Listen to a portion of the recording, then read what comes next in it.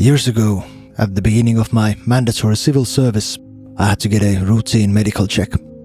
So, first thing Monday morning, I enter the medical building of our campsite. An elderly woman, possibly in her mid to late 50s, greets me behind the desk. The doctor seems polite, stern, and professional. She offers her hand in the limp, dispassionate, borderline discomforting manner doctors always seem to offer their hand.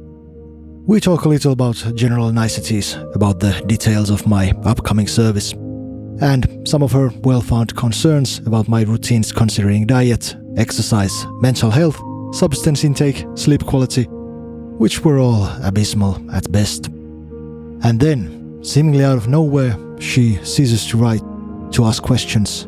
Her pen stops mid-air. She gazes outside into the glorious spring morning. The oaks and birches are still leafless. This short, stilleben of a moment isn't long enough to become awkward. The silence lasts but a few seconds. She looks me in the eyes and says with a determined, content voice, "I believe that in the beginning of time, before there was anything else, there was a sound. There was a song." Something shifts in her eyes before I have the chance to reply to this sudden, poetic outburst. She returns to the moment we were in just prior to her confession. She's once more a doctor conducting a checkup, and I am the patient to be examined. Few moments later we are done and she sees me outside. She wishes me all the best and returns to her office. I light a smoke and bask in the glorious sunrise for a moment. The chill of the winter still stands its ground in the shade. I can feel it biting my fingers, but the promise of summer has claimed victory everywhere else. It's a perfect morning. Our paths with the peculiar doctor never cross again, yet even after almost 2 decades later, her words emerge into my mind from time to time. In the beginning of time, before there was anything else, there was a sound. There was a song.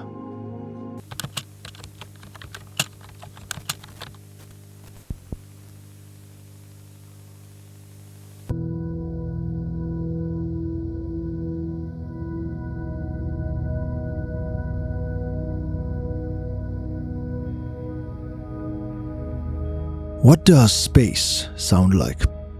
I don't mean the actual physical void of space. I mean, when you think about it, when you see a still image, watch a scene from a movie, play a video game. I bet there's a whole lot of some of this, and a whole bunch of. But I'm almost certain you're not hearing this.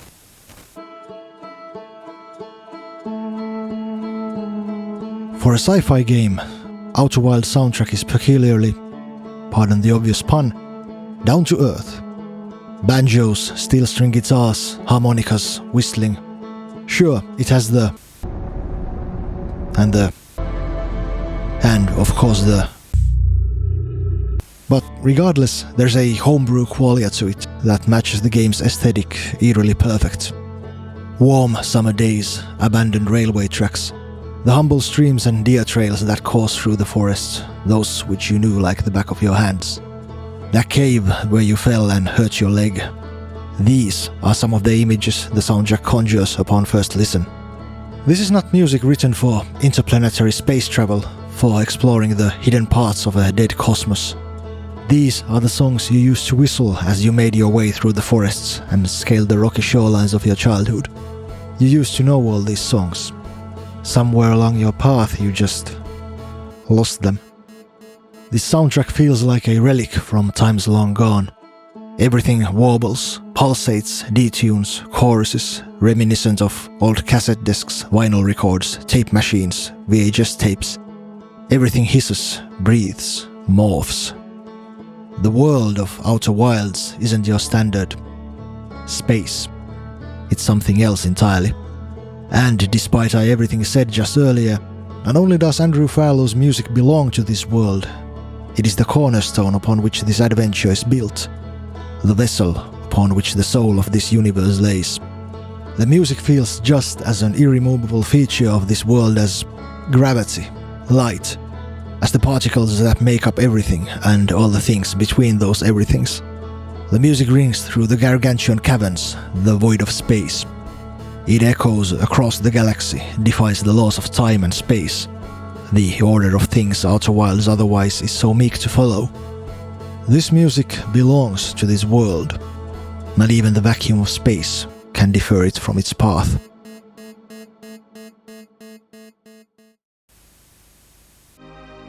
So, what does a good soundtrack sound like? What does it do? Well, it helps if the music's, good. Varied enough as to not get stale throughout the experience. It underlines and heightens the plot beats and themes of the story and the atmosphere in a satisfying manner. The soundscape must be familiar enough to be engaging, but not too much so as to feel trite and cliched. Overall, a great soundtrack forms the emotional core of the experience and elevates the whole thing into new heights. Makes the game so much more than it could be.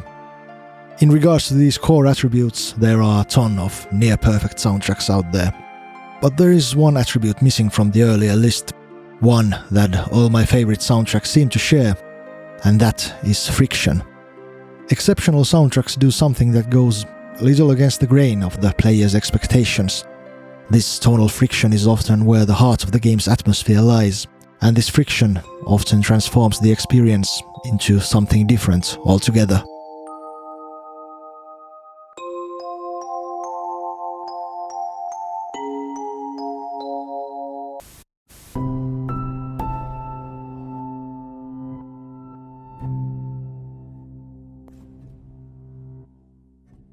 Were I ever to make a top 10 best video game music moments video, NieR Automata would form probably most of that list. It's borderline ridiculous how much emotional weight these songs carry out for me. I could talk about this soundtrack for hours of all the small details I adore. I love how the music doesn't react to combat outside predetermined plot points. Whether you're walking through a serene forest or in the process of cutting down 47 tiny robots into even tinier pieces, the same somber ambient soundtrack plays on. The year is 11,000 something something AD. It is the 14th Machine War, millennia and millennia of bloodshed. How many times has 2B lived this life, perished under an insurmountable enemy, only to wake up, pick up her sword once more, and continue the endless proxy war for her long-gone masters. Long enough for the music to stop caring. The endless slaughter isn't that different from growing of grass, wild animals walking by, a startled flock of birds. Why react to something so mundane and ever-present? Flora will grow, fauna will wander, and 2B will keep on fighting.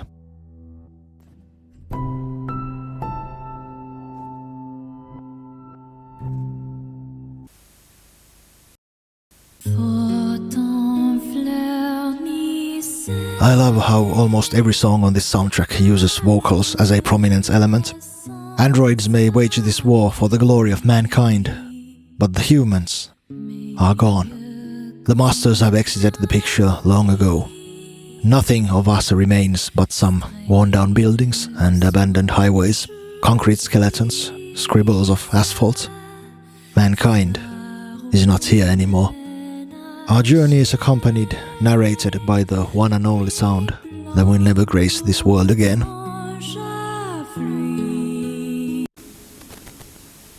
I adore how NieR Automata has the courage to lean on to the melodrama, to embrace the cheese. There's nothing self-aware, ironic or tongue-in-cheek about this game. An emotional plot point, bam, piano ballad. Action set piece, bam, balls to the walls epic action cue. Battle against a hyper-advanced alien machine inside a spaceship, bam, psytrance rave. When deciding between finesse and emotion, the game always goes for emotion. It's raw and direct in ways that make it almost uncomfortable to go through. NieR Automata has a bombastic, juvenile soul that is redeemed just by how heartfelt and honest the game and its music feel like. NieR Automata is not a subtle nor a particularly quiet game. It's packed with melodrama and bombastic scenes of busty android ladies who topple mountain-sized colossi and cut down waves and waves of robots with 6 feet long swords. It's full of tragedy, death, gore, explosions, cycles of revenge, despair, and voyeurish camera angles. But that's not how I remember NieR Automata. What I feel when I think about the game. What I feel is the quiet, the empty streets and abandoned cityscapes. When I think of NieR Automata, I don't see the bombast, don't remember the melodrama. I imagine 2B standing on top of the dilapidated city, accompanied by nothing but the great quiet, a lonesome, sparse piano score, and the ever-loyal shadow of 9S.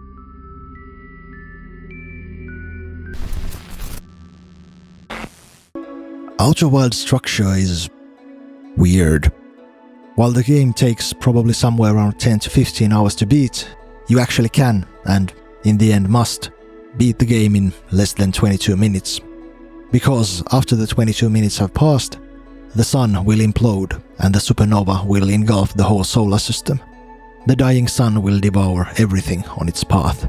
Every planet, moon, comet, every little piece of space debris. You. But surprisingly, after you've been seared to nothing by the all-consuming supernova, you wake up, not in the afterlife or another plane of existence, but in the exact moment you were just before you launch your spaceship. Baffled by this peculiar turn of events, you take to the skies once again and inevitably get yourself killed in some of the myriad ways this universe offers you.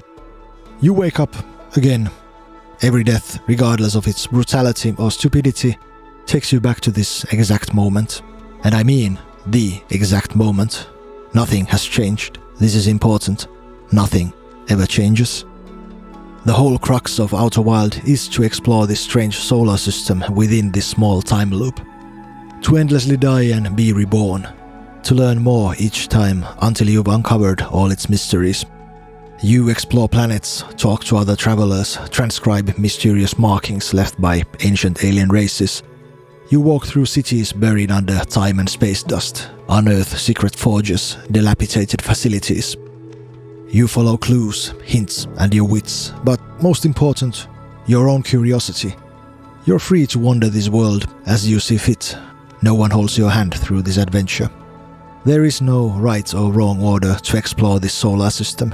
There are no locked doors, no new abilities, useful items, no unlockable routes. You take nothing with you from one loop to the next. Every 22 minutes the world comes to an end and you start from scratch. Everything is as it was, nothing remains of your travels, except your memories. How to avoid the screw-ups of your past. And you will screw up. You will die, like, a lot. In multiple different ways, that is certain. Death is inevitable in Outer Wilds. It can be funny, frustrating, goddamn infuriating, or even beautiful. But rest assured, death will take you in every multitude this heartfelt world has to offer.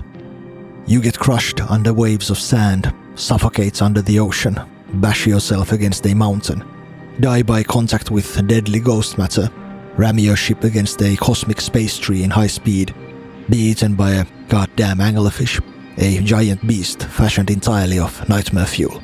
A supernova evaporates you just as you're about to uncover something new and exciting. You get sucked into a black hole because you missed a jump and find yourself marooned in deep space. It takes you a couple of seconds to realize that you're in fact at the opposite end of the solar system to your ship. You stare at the pulsating red sun as your oxygen levels reach critical fail state. The void, the vacuum of space, claims you before the shining light of the supernova has the chance. Suffering is an intrinsic part of Outer Wilds.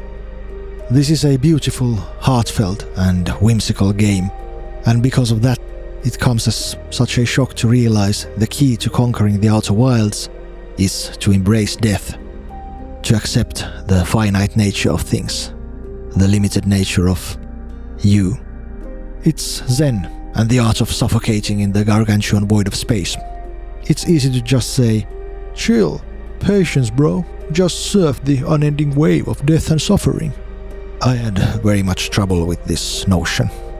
I'm neither chill nor patient and definitely not a bro. I don't surf the unending wave of death and suffering as much as I stare into a corner and constantly think about said wave till I break down and cry and feel the overwhelming urge to drink all the gin in Britain. Outer Wilds isn't filled only with exciting exploration, childlike wonder and awe-inspiring discoveries. It can be frustrating, obtuse and soul-crushing. And the music helps. A lot. And the whimsical world. It's hard to overstate how much, for an experience that centers around dying over 100 times in the cold vacuum of space, there's an incredible amount of warmth and intimacy in Outer Wilds. It is possible to find joy and awe within this never-ending cycle of life and death. But what if you take those things away? The music, the whimsy. How to cope when you can't cope with what lies ahead.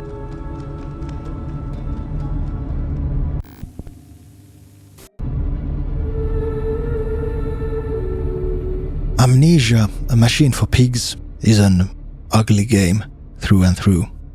The scenery is ugly, the story, the characters, themes, monsters, everything, except the music. It's not really a novel thing for a horror media, especially horror video games, to have beautiful music. It's kinda one of the things they seem to do best. But it is rare for a game to drive this dichotomy as far as Machine for Pigs does. The soundtrack consists of either disturbing atonal drones, screeches and metallic howls crafted only to unnerve and upset you, or the music is just beautiful.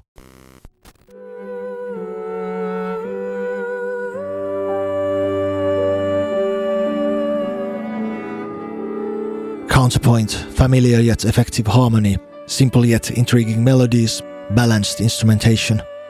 The music doesn't feel beautiful only because Jessica Curry is a skilled composer and knows how to write evocative music, but because she adheres to the rules we believe beautiful music ought to adhere in this given setting and time period.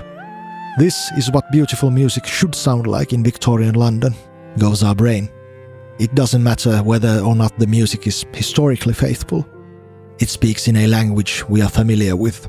Long dinner tables, golden chandeliers, somber piano pieces, grand hallways, aristocrats shooting pool while the ladies drink tea and gossip.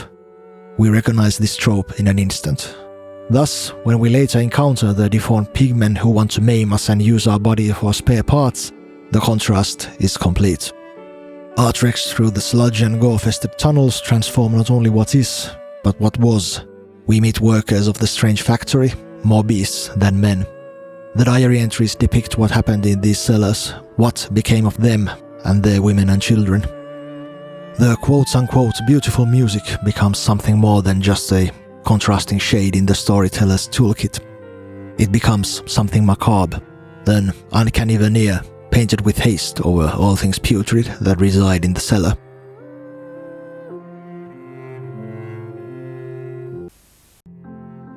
This machine we spent the whole game repairing and tearing down was built to ease mankind from its suffering. It's a diabolical contraceptive to give birth to the great silence, a stillness devoid of every sorrow known to man. The game asks, is existence so filled with suffering it would be better if it ceased? A glimpse of the upcoming 20th century and all its horrors convinced our protagonist Oswald Manders there is no other way. Perhaps man ought not to be. And A Machine for Pigs never retorts this sentiment. The story offers no arguments against Manders' all-devouring hope to end all suffering. I have stood knee-deep in mud and bone and filled my lungs with mustard gas. I have seen 2 brothers fall. I have lain with holy wars and copulated with the autumnal fallout. I have dug trenches for the refugees. I have murdered dissidents where the ground never thaws and starved the masses into faith. A child's shadow burnt into the brickwork. A house of skulls in the jungle. The innocent Manders trod and bled and gassed and starved and beaten and murdered and enslaved. This is your coming century. They will eat the Manders. They will make pigs of you all, and they will bury their snouts into your ribs, and they will eat your hearts.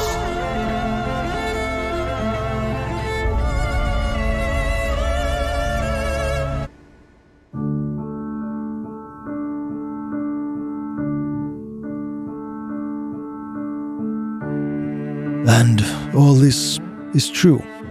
All this will come to pass. Every horror Mandus feared did happen, and in likelihood will happen again, in one form or another. A Machine for Pigs is an ugly game, set in an ugly world. Unfortunately, that world happens to be ours. Everything in this game is true. Everything in this game is ugly. Everything except the music. Yeah, this is all true. Existence is a shit show filled with sorrows of all kinds from cradle to the grave. Maybe it would be better if it all just ceased to be. Fuck, it would be easier at least. But if all this is meaningless when compared against the utter goddamn abyssal horror of human existence, if it would be better for all this to end, why am I moved to my core about a fictional character walking up these steps, ready to offer his life, heart and soul for mankind? How could it be meaningless when this moment is so goddamn awe-inspiring? With nothing but few melodies and a couple of chords, Jessica Curry manages to restore my faith in mankind. She makes me believe, time and time again, we can change. We can be better.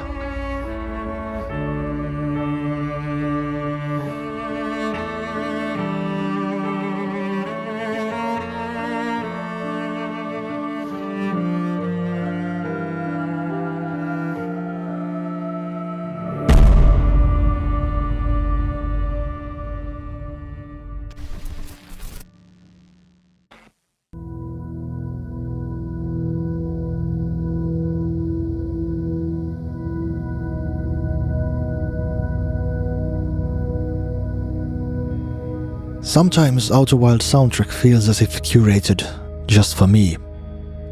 Maybe even by me. Something I might have written in another timeline, an alternative universe. Have I chosen a different path? I might have been Andrew Fallow. I love the kind of stuff these songs are packed with. Always have. The quote-unquote retro destruction, analog degradation, the subtle ways acoustic instruments melt to otherworldly textures, the mixture of shimmering reverbs and trailing delays, droning ambient synths, the warmth of a lonely campfire stranded in the middle of oblivion, the weight of the whole cosmos on a single broken piano chord. In my mind's eye, I see Andrew Fallow in a dim-lit garage, surrounded by acoustic instruments, electric guitars, microphones and analog synths. Every inch of the floor is covered by effect pedals, choruses, loopers, shimmer reverbs and delay pedals. He nods back and forth, improvises, loops, permutates and explores. Little by little he loses himself into these soundscapes, caverns and chasms, given birth by sound. The chords of the steel string guitar pulsate, resonate in tandem with the analog synths. The delay tails trail into infinity. Everything shimmers, everything glows. A radiant warmth, a mixture of yellow and orange that fades towards the cold blackness of space. A bonfire surrounded by the void, black, infinite, eternal. Soon he is, by all accounts, gone. Gone to the place we go when we close our eyes. He explores the empty caverns of the Ash Twins, roasts marshmallows by the fire in Giant's Deep, wanders in the pine forests of his childhood, the sandy beaches betwixt the rocky shores. He has fashioned himself a cape from his beach towel, a sword from a tree branch. He watches as the naval battle cruisers disappear behind the horizon. His father's ship is far, far away. Andrew falls to his knees. The tiny grains of sand feel soft and warm. They tickle as they run through his fingers. As he lifts his gaze, he realizes the beach is gone, as is the shoreline, the naval cruisers, and the ocean. Where there was sand, there is no ash. The red, pulsating sun covers the sky. It gasps and contracts before the searing white light devours everything on its way. This is how the universe ends, he thinks to himself. When I Google Andrew Fallow, I find out he's born in 1988, the same year as me. I feel an uncomfortable stab around where my lungs meet my spine. I wish I had the zen and wisdom to leave this feeling be, but I don't. I'm not particularly zen, nor particularly wise. A familiar voice bellows from the murky depths of my consciousness. Its words slip through the floorboards of the cellars of my mind. "What have you done?" asks the Inquisitor. His voice is raspy, the words reek of self-loathing and decay. A foul breath acquirable only through years of self-flagellation and deceit. Over the years I've learned to, if not seize my constant need for self-flagellation, at least somewhat weaken the hand that holds the whip. So, this isn't just me being too hard on myself. This is a question you can't self-help your way out of. No affirmation, no amount of reframing will ease this hollow dread lodged underneath my sternum. Because the fact is, I agree with this Inquisitor. The most prominent emotion contained in this question is utter confusion. Why haven't you done something? Anything? You'd have so much to give, and you want to.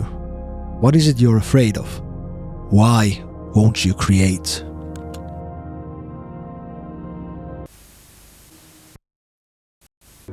Disco Elysium's soundtrack is, in my humble opinion, one of the greatest in the history of narrative media. It is the backdrop against which every small detail, plot point, piece of dialogue is contrasted against. It's the emotional lens through which we interpret everything else the game has to offer, through which the game teaches us how we ought to feel about this world. There's a rare qualia in British Sea Power's music that defies any reason to criticize it, even if you're not a friend of this type of music. The music feels meaningful, regardless of context, awe-inspiring in a self-evident way. The beating heart of Revachol is not the witty dialogue, great characters, or the serrating political commentary. It is the tinny, lonely haunts that echo through its streets. The reverb-drenched electric guitars that swim, swirl and swell, like the pail that little by little threatens to devour this lonely insula. A lonely shadow of a cello that plays alone, slow, somber. Only fragments of the player can be seen amidst the all-devouring pail. A silhouette buried inside a swirling whirlpool of rainbow colors, like a puddle of gasoline that stains the sky. Somewhere behind the horizon, a low-tuned marching drum plays a steady beat. Was this the drum that played when the communards executed the royalists during the revolution? Or perhaps when the moral intern overthrew the communards, rounded them to town square, and shot like dogs. Ideologies may change, new victors rise, yet the mass graves keep piling, and the low drum keeps beating. In the end, the pail will swallow us all. The music of Disco Elysium is spacious, gargantuan. Like a hit from a crowbar, it breaks my knees, bends me down, and forces my gaze towards the heavens. Faced with its radiance, I can but ask for forgiveness for the kind of animal I've become. Tears fill my eyes. I don't want to be this kind of animal anymore. To step inside a grand cathedral, that's what Disco Elysium's music feels like. How small I felt under the Duomo in Santa Maria del Fiore. How awestruck I was as I stood in front of the gates of paradise. How trite all my dabblings felt in the shadow of Michelangelo's David. Someone made these. Someone carved this freaking monolith from a single slab of marble. A group of people erected this goddamn cathedral armed with nothing but wood, stone, malnutrition, and the inescapable fear of getting flogged and burning in hell for all eternity, should they lay even a stone uneven inside this grand hallway. People made these things. Actual people, of flesh and blood. Armed with nothing but laptops, sketchbooks, and a lifetime supply of broken dreams and abandoned goals, people rallied together and wrote these pieces of dialogue, created these characters, illustrated and made flesh this vivid, putrid, beautiful world. Someone made this music, With electric guitars, drums, keyboards, hardware and software, they crafted these cavernous vistas where I am free to sit and wander. Copper, wood, ones and zeros. That's all these people had. All they needed. Why can't I create like they do? As soon as I write down the question, I know it's the wrong one. I can write, play, record. My walls are filled with guitars, closets burst with effect pedals, cables, microphones. They gather dust, grow sadder day by day of their own obsolescence. My hard drives are filled with software instruments and audio plugins. I shudder when I think of their collective cost. Wood, copper, ones and zeros. The problem with incredible art is it gives you a sense of scale, a sense of direction. The moment you have awe and wonder, you have also disparity, the distance, the absence. Once you have the up, you have the down. Often the rift between where you are and where you aspire to be is so gargantuan it renders you paralyzed. You might not want to be this kind of animal anymore, but what if that's all you know, all you will ever know? Beauty can destroy you with ease. It can crush you under its formless grandeur, burn the flesh from your bones with its radiance. It shows you a top so high you can never even dream to reach it, a bottom so deep you'll never take a single step without trepidation. These are the abyssal wastelands of thought where art tends to take me. But this is only half the journey, the descent, if you will. The philosopher Friedrich Nietzsche wrote, "We have art, so we don't die of life, so its truths won't kill us." That without music, life would be an error. We need the up, we need the down, we need to go somewhere from somewhere. We have to, because without beauty, we'll wither and die.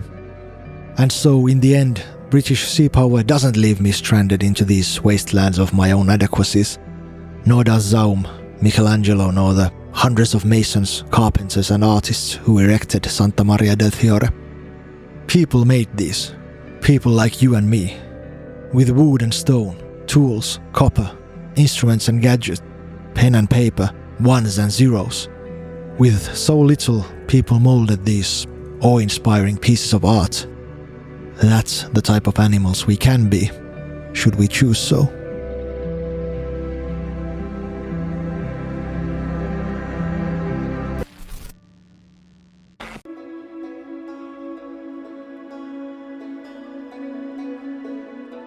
Outer Wilds isn't big on world building, story beats or exposition. It kinda just gently pushes you towards figuring it out on your own. Go on, son, it's all there. You go now and do your thing. Mind your manners, come back by supper, and don't let the cosmic fish monster devour you. Have fun! Thus, it's the music that becomes our most trusted guide into the nature of this world. A world where planets are just a couple of kilometers from each other, where you can maybe almost throw a stone to a nearby moon if you really put your back to it, where launch areas are built from wood, glue and nails, and problems considering interplanetary space travel are fixed with duct tape. Should a problem arise in the void of space, you can just take a range, give a couple of solid smacks against the side of your spaceship, and we're once again off to the races. A memory surfaces as you try to fix the rocket thrusters of your ship. Your father banging on the side of your old tube TV. The picture is skewed. A couple of slaps more, and the full glory of Gargoyles Quest 2 can be seen once again. The moment passes, you finish the repairs and continue your journey. Even when this solar system seems monstrously indifferent or straight out homicidal towards your existence, this world feels almost endearing. The situation is dire, but there's no rush, no worry. The music softens the levity of our quagmire. Tragic apocalypse of the known universe is upon us. Untold numbers of lives will end, perhaps even the existence itself. Yet, there is a sense of play and wonder. Blast off to a nearby planet doesn't feel all that different from the ventures of your childhood. Suffocating in the vacuum of space or being crushed under a million tons of sand seem to carry the same emotional weight as tumbling from a tree or falling to your face in the woods. A couple of deep breaths, a stern swipe to brush off the dirt, and off we go. There's a universe to be explored out there. The other explorers you meet don't come across as survivors in a strange, dangerous universe that's determined to snuff their lives the moment they get careless. Here they are, whistling, playing banjo, roasting marshmallows, chilling in a hammock. It's a play, a game. They're in this great play with us. The world is a playground. The playground.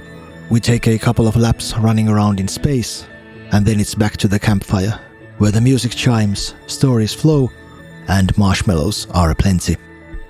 Yeah, the existence might be coming to an end. But that's always the case, right? The world is always coming to an end. We have time for a couple of marshmallows, right? Would it even be an existence worth fighting for otherwise? Outer Wilds has a rare, playful soul of a child, and its soundtrack plays a huge part in creating that feeling.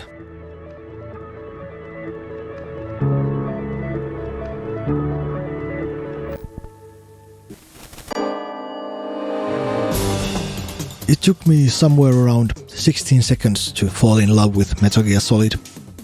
But before we move on to that, there's something important to establish about the Metal Gear franchise. These games be fucking dumb. Yes, they're exciting, incredible, epic to the nth degree, have amazing music, great characters, emotional story beats, snappy writing, legendary voice acting. Their cinematic style shaped the future of video games as a storytelling medium, and they're filled to the brim with surprisingly profound moments. There's a naive, heartfelt quality which runs through the entire franchise.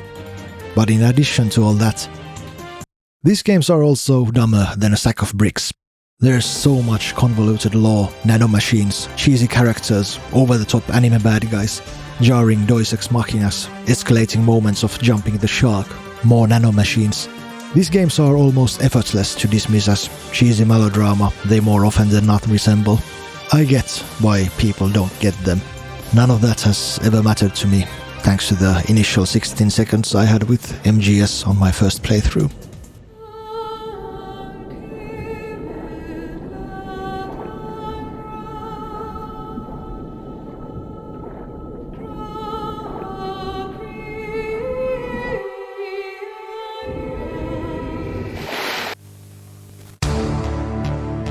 I think in a way I've been chasing this moment most of my life, trying to somehow relive it, to find something similar. As a 10-year-old kid I was too young to articulate anything about drama, cinematography or such, but I knew there was something monumental going on here. And even as I grew older and more cynical, that feeling remained. Despite the cheesy characters, the nanomachines, the overtly convoluted plotlines and scatologic humor, that sense of awe never faded. In sickness and in awe, this small steen stood as a testament of the covenant between me and Hideo Kojima. MGS1 is cold, industrial, eerie, and so is its music. It beeps and pulsates, breathes through its Y2K lungs. Synthesized lo-fi choirs and metallic clangs drenched in cheap digital reverbs and bit-crushed delays. Band-passed orchestral samples bask in their 12-bit glory. String patches that oscillate, alias, sound more like ring modulators than real instruments. Their track, Best Is Yet To Come, is used judiciously throughout Metal Gear Solid, but its presence lingers throughout the game. So when the cold industrial pulse gives way to the beautiful ethereal female voice, you take notice. Suddenly everything that was cold, digital and industrial is gone.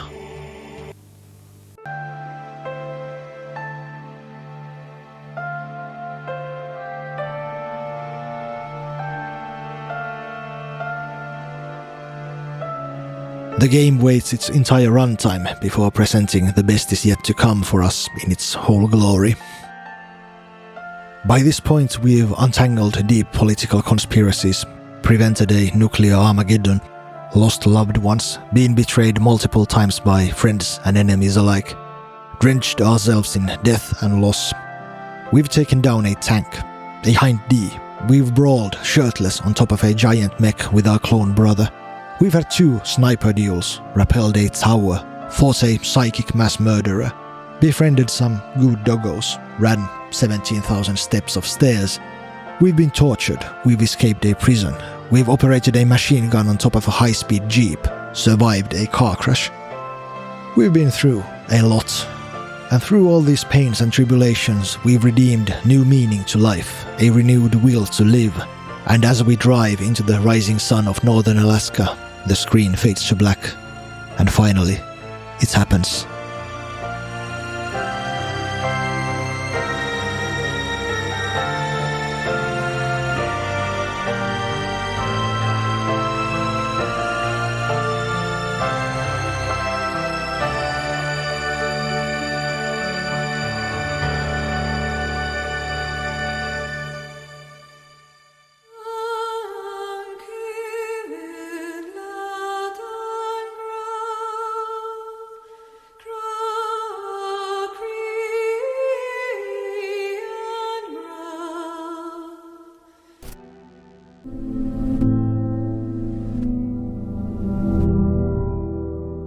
Most of its runtime, Outer Wilds is silent. The game's use of music is sparse and deterministic. This world is empty and silent. Most of it is just rubble, wastelands of nothingness. Outer Wilds breaks this laconic silence only for moments of discovery, to underscore these small, easy-to-miss moments of import. Because the game's use of music is so deliberate, every instance of it becomes an occasion.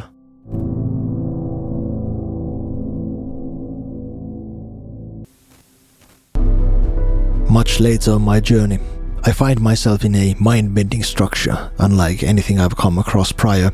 The music tells me what's going on before I even have the opportunity to read any of the writings on the wall. I've stumbled into something infinitely more important than anything up to this point. Sure, Outer Wilds has had its melancholy moments to drive home the cruel fate of the Nomai, the long-gone alien race whose broken and forgotten civilization you spend the whole game exploring. Their stories of death, loss, and unwillingness to accept our finite nature. Sparse piano textures, broken minor chords accompanied by ambient synth pads and vast stretches of silence. Outer Wilds does get emotional and somber, a lot. But not like this cerebral and adult, serious. This song isn't triumphant nor threatening, but it does tell you in no uncertain terms you're about to meddle with things that carry weight beyond your wildest imaginations. How important the path you travel is. So I detach the warp core and head back to my ship, and while making my way there, pieces fall into place. And the thought hits me. Holy shit, this warp core was the thing powering the time loop, and I ripped it apart. I'm holding the goddamn thing in my arms. What happens if I die now? I pray I won't find out. There's only one place where I've seen another warp core. It was broken. Can I make the trip in time before the supernova engulfs the world? As to underline my anxious thoughts, a new song starts to play out as I launch my ship into space. After a dozen hours of gameplay, Outer Wilds decides to break its own rules and throws in a new song. The emotional shift is monumental. The music's more frantic and urgent than anything on the usually somber and laid-back soundtrack. No doubt about it, this is the endgame. The hour of play has come to an end. It's time to stop being a child and try to handle all the horrors of adulthood.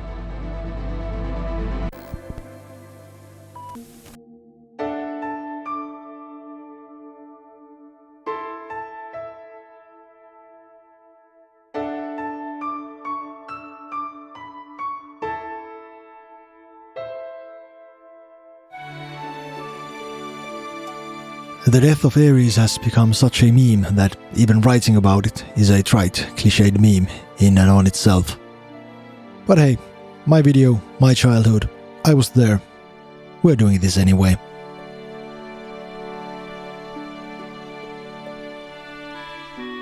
Because there is a reason why this particular scene is like Jimi Hendrix at Woodstock for a console generation. You had to be there tends to be a lame argument, but often it's also true. If you're not 10 and playing the game blind in the late 90s, there's just no way you can get it.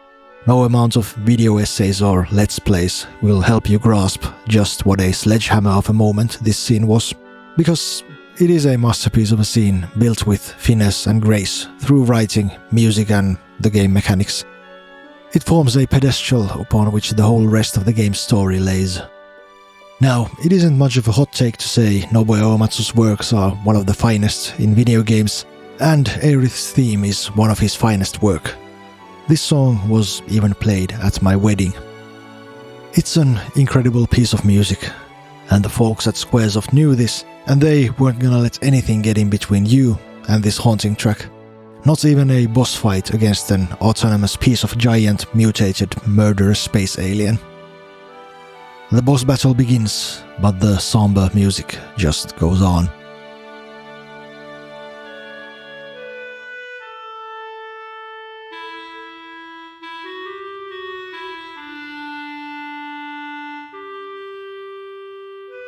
Nowadays the sad, emotional music instead of battle music trope doesn't feel all that novel in popular media. A death of a loved main character, even less so. It's somewhat of a basic trick. A cliché at this point, not unlike Death of Ares. We are all desensitized to narrative loss, burnt to cinder by Disney, Marvel, DC and HBO. But for me, and for many others, this was probably the first time of such dissonance, a first foray into loss. And maybe because you're 10 and just learning to navigate all these frightening new emotions, you might have named the cute flower girl after your classmate, the one you had a huge crush on, and that made the whole stabbing and dying and being gone for all eternity a little too much for your 10-year-old mind. And afterwards you just have to cope with the fact that you no longer have a healer in your party. The cute flower girl named after your crush is gone forever. And from now on everyone in the game will talk about her death, of the sadness, of the loss, how she's gone, how much they miss her and how much they wish she was still here. And all the time they're not saying Ares, but some other name, one you actually know in real life.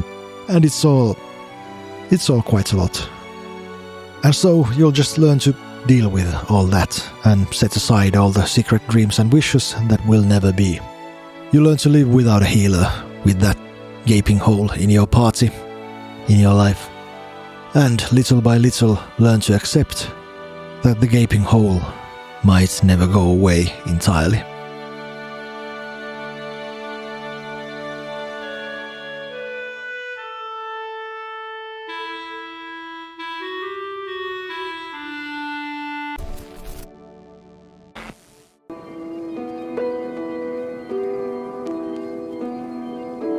The time loop, the supernova, artificial black holes, the solar station, research facilities hidden inside the core of a planet. All these were a part of the Nomai's grandiose plan to reach the destination of their interstellar pilgrimage, the center of the cosmos, the eye of the universe. The Nomai never found what they were looking for. On the precipice of a breakthrough, a meteor came outside the solar system. The Nomai, along with everything else, died within seconds. Sometimes something just happens. The cosmos slaps you for no apparent reason. You get cancer, your loved one dies. A giant meteor blows up and kills your whole species with radiation. Life gets cruel. The time loop was a safety measure against such cruelty. Should something go wrong, the Nomai could have kept their search going as long as necessary. This hubris backfired in a tremendous fashion. From one of the old logs we can read that the time loop has been going on for hundreds of thousands of years. Suddenly, a wide-scale permadeath to cosmic radiation seems almost gentle when compared to the other alternative. But we can finish the Nomai's pilgrimage. We can find the eye of the universe.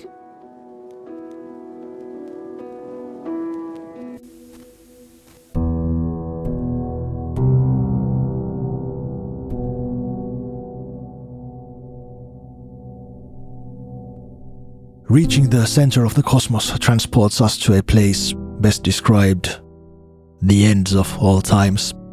A twilight forest, a quantum state beyond space and time, with naught but a campfire emitting light in the darkness. One by one, we gather everyone next to the campfire. Church here, as is late, Eske, Riebeck, Cabro, Felspar, Solanum. Everyone's here. All our friends have gathered around this very last of campfires. After a couple of marshmallows, we are ready to begin.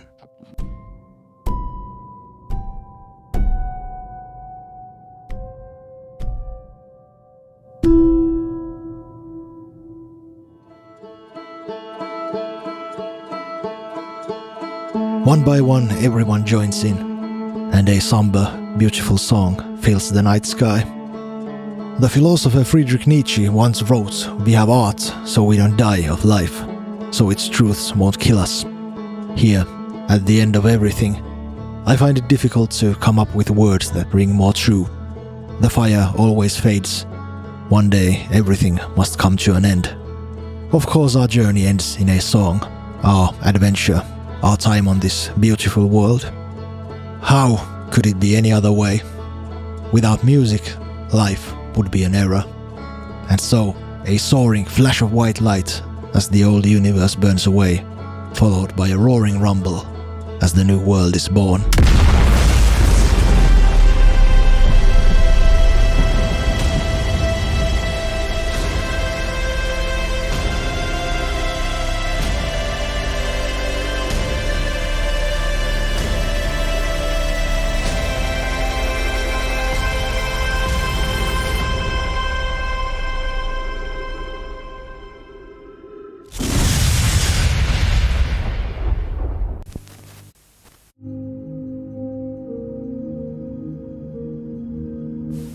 Huh.